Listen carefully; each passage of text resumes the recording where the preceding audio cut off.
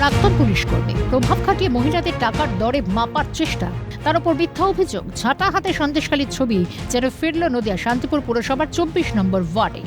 প্রাক্তন পুলিশ কর্মীর বিরুদ্ধে অভিযোগ কুপ্রস্তাব দেওয়ার এবং আইনি জটিলতার ভয় দেখাতো গ্রামবাসীদের। তারা প্রতিবাদমুখী হয় এবং তার বাড়িতে ভাঙচুর চালায় এবং পরবর্তী পাশাপাশি থানাতে লিখিত অভিযোগ করে। মানে ওনার বাড়ির সামনে দিয়ে যদি যায়, উনি যেহেতু বাড়িতে সিসি ক্যামেরা রয়েছে তার কারণে উনি কাউকে কিছু বলে না।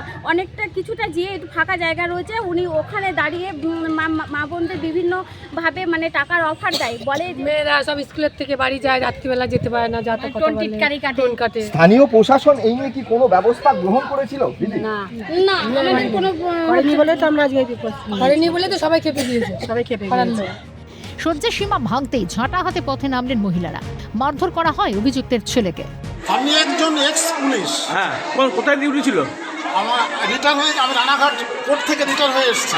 যিনি পুলিশ প্রশাসনের মতো গুরুত্বপূর্ণ দফতরে কর্মরত ছিলেন, তারই মতিভ্রম, নিরাপত্তার বদলে সম্মান নিয়ে টানাটানি।